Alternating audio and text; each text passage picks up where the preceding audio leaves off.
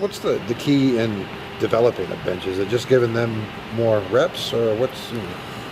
Yeah, it'd be nice if your bench would learn the plays and talk on defense. I guess that's the first thing. Yeah, I mean, learn the plays that we put in and talk on defense and communicate, with the other players that's on the floor at the time. You saw the other night, we held that team to 6 points first quarter. Right. We went to the bench and they scored 17, the most points they scored the whole game in a quarter. So, it's all about communication, talking, getting to the right spot and getting where you need to be. And that's going to come with reps and more repetition in practice and in games. Your bench is going to get better when you get players. You've got some players that are sitting out. Yeah, my bench will get really good if I get Tynese Martin back and Teresa and all them back. And then our bench, all of a sudden our bench will be a strength. But until then, it's not going to be. I know you're working right now, but are you thinking in the back of your mind how you're going to work her back in with this group? Because the starting five right now looks like they've got a pretty good cohesiveness. Yeah, I mean, there's several options, ways we can do it. But, the biggest thing right now is get her back. And we'll see. We'll see. Like I said earlier, we don't have a timetable or nothing. And it's still going to be a while, and we'll see. If it goes too long, then we may have to look at other situations for her. Mm-hmm. And we'll just have to play by ear and see how if it progresses and she continues to get better. Are you role specific in what you ask your players to do, and do you try to create those and cultivate those during the year wherever you've been? Okay, or do you just do what you do? No, I mean, everybody needs to know their role. Yeah. I mean, freshmen, I tell the freshmen, just come in and play defense. That'll decide how much playing time you get.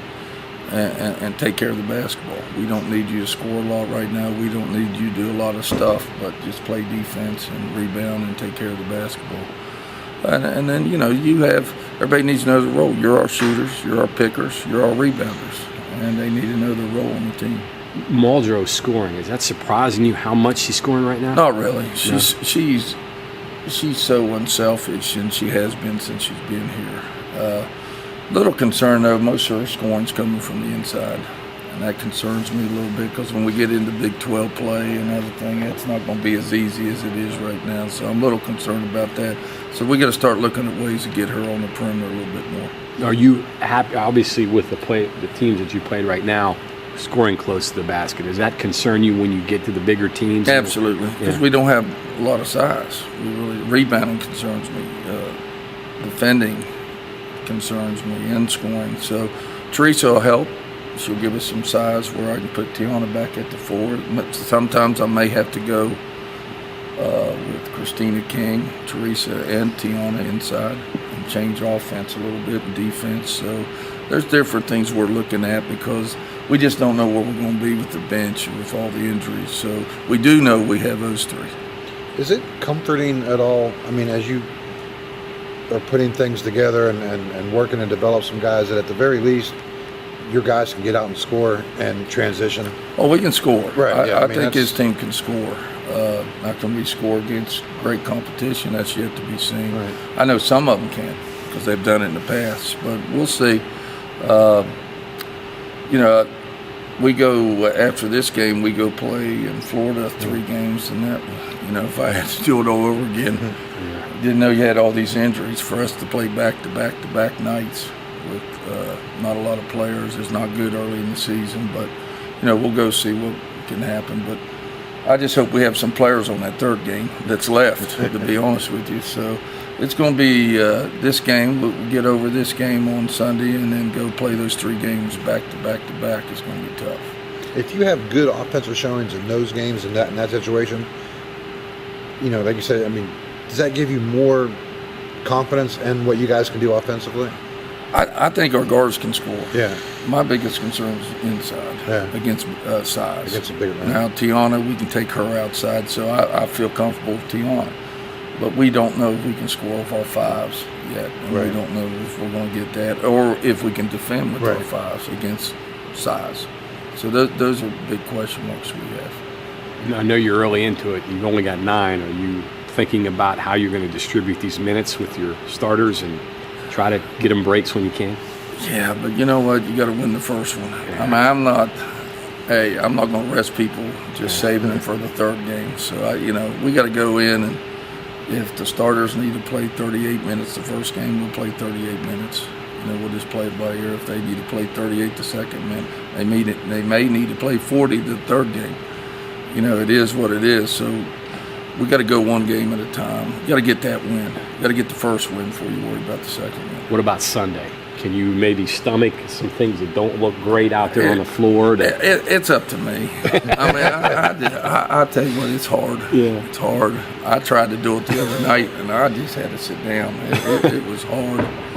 But I need to stomach it. Yeah. I mean, I said in the early going, patience is going to be very important right now. And I got to be honest with you, the last 10 minutes of that game the other night, I didn't have a lot of patience. And I need to have some because they need to get reps. Is that just offensively? Is it defensively? It's mostly defensively Yeah. to me.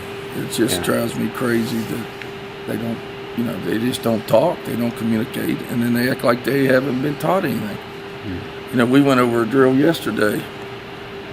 10 times in a row, come out, couldn't do it. And that's just frustrating to me as a coach. So we just got to get better at that. We had a player, I won't tell you, I was saying, put your hands up. Hands up. I said, so I didn't know if they understood what hands up means. So I said, this is down, this is out, this is up. Well, she's doing it with me the whole time. She thinks I want her to do exactly what I'm saying. Right. I said, we got a problem here on this team on that. But, they just don't understand the terminology, even what we're wanting and that type of stuff. So it's a process. Yeah. So it may not look pretty, and you're going to have to stomach it until you get it to. Maybe that's when I act like I have to go to the bathroom or something. And maybe just leave the bench for about 10 minutes. But we need to do it. We need to do it, and it's hard. It's just hard for me because I don't coach the score. I coach the game. Yeah. And it's hard. People at times think you're up 20, 30 points. Why are you on them and all that? But you got to get better because you know what's coming down the line. It's not about the game you're in. It's about getting better for the tougher games. But when you get in some of these games, you can probably steal some minutes around timeouts, maybe with Tiana and some of the people where you. And I'm trying to see who I can put in, give Tiana 2 minutes right before the end of the quarter and all that. But, time and score determines a lot of that. Is she the most irreplaceable person you have right now? Or are there, obviously point guard is another area that you're. Really, all of them are right now because of the injuries. But, she does a lot for us defensively and offensively. But, Tiana, every time I played her last year at the 5 level, she was always in foul trouble because of the size of the Big 12. So we just can't afford to get a bunch of people in foul trouble. And, she's really playing out of position, and really that's tough for her. But it's also tough for the 5 to come out and guard her because she can bring you outside. Are you anxious to see how your guards react to some heavy pressure? I am actually. We need a place. Yeah. We go this, North Florida will be a good challenge, but then when we go down there, play 3 nights in a week, I hope they press us, get up in us. And we need to see where we're at, win or lose. Who's your second ball handler? Who are you most comfortable with? Well, I think Ashley and Shania are probably the 2 I'm the most comfortable with. Could Party do it a little bit? Yeah, Katrina's better ball handler this year, and also when Naomi is not tired, she's a good ball handler. But we just, the other day I kept putting her in. I just got, I've heard, and it's true, I've heard coaches say that, you spend so much time with new players coaching them, you're really not getting up and down the floor till game time. Yeah. And once the game starts, you can see, my goodness, we need a little bit more conditioning. Yeah. But you really don't worry about that because you can't defend a pick. So you got to spend time on that before you worry about running up and down the floor. You mentioned that. I heard a football coach once say that you teach before you demand. How does that fall in with what you do? Absolutely. You have to teach.